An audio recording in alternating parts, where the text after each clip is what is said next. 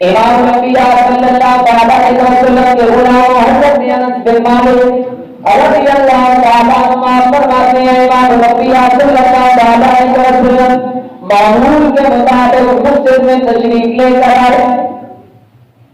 صحابہ کرام رضوان اللہ تعالیٰ علیہم اجمعین کا دور کبیرہ حضور کے غلام حضور کی گفتگو سننے کے لیے بیدار بیٹھے. امام الانبیاء صلی اللہ علیہ وسلم حسب معمول تشریف لاتے ہیں. جب ممبر شریف پہ چڑھنے کے لیے آپ نے پہلا قدم مبارک رکھا, میرے آقا امام الانبیاء صلی اللہ علیہ وسلم نے بلند آواز میں فرمایا آمین. امام الانبیاء صلی اللہ علیہ وسلم کے صحابہ یہ منظر دیکھ رہے ہیں. میرے آقا نے دوسرا قدم مبارک ممبر کی دوسری سیڑھی پہ رکھا. میرے آقا نے فرمایا آمین. صحابہ کرام متوجہ ہوئے.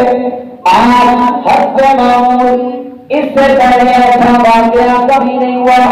میرے آقا امام الانبیاء صلی اللہ علیہ وسلم نے تیسرا قدم مبارک ممبر کی سیڑھی مبارک سے رکھا.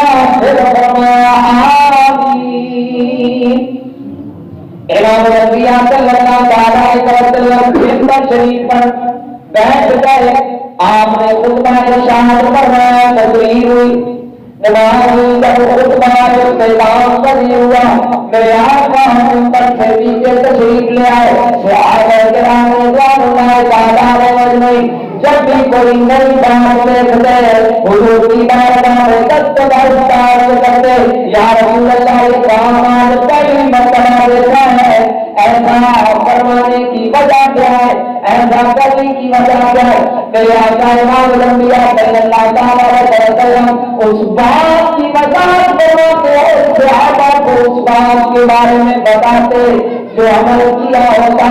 امام الانبیاء نے جب قدم مبارک ممبر سے نیچے رکھا, صحابہ نے پوچھا یا رسول اللہ آج سے پہلے ایسا کبھی نہیں ہوا کہ آپ نے ممبر مبارک پہ قدم رکھتے ہوئے آمین فرمایا. میرے آقا امام الانبیاء صلی اللہ علیہ وسلم نے فرمایا اے میرے غلامو, جب میں نے پہلی سیڑھی پہ قدم رکھا میری بارگاہ میں جبرائیل امین آئے اور انہوں نے دعا کی, میں نے آمین کہا. امام الانبیاء صلی اللہ علیہ وسلم نے فرمایا جب میں نے پہلی سیڑھی پہ قدم رکھا جبرائیل امین آئے, انہوں نے یہ کہا یا اللہ ہلاک ہو جائے وہ شخص جس کی زندگی کے اندر رمضان المبارک کا مقدس مہینہ ہے اور وہ اپنی زندگی میں اس مقدس مہینے کو پار کر اپنی کوشش نہ کروا سکے. میں نے کہا آمین. قربان جو دعا جبرائیل امین کر رہے ہوں اور آمین کہنے والے رحمت للعالمین رسول ہوں, اس دعا کی قبولیت میں کوئی شک نہیں ہو سکتا, کیونکہ حضور جو بھی اللہ کی بارگاہ میں کہتے ہیں اللہ تعالیٰ اسے رد نہیں فرماتا. اور پھر ہاتھ اٹھا کر مانگنے والا جبرائیل ہو, نورانی فرشتوں کا سردار ہو.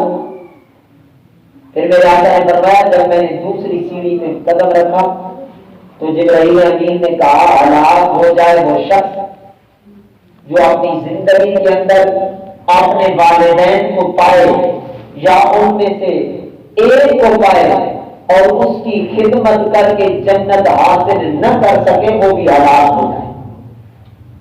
پھر تیسری پہ جب قدم رکھا تو میرے آقا نے فرمایا جبرائیل امین نے کہا ہلاک ہو جائے وہ شخص جس کے سامنے حضور رحمت دو عالم صلی اللہ علیہ وسلم کا نام نامی اس میں گرامی آئے اور وہ حضور کا نام سن کر درود پاک نہ پڑے, وہ بھی ہلاک ہو جائے.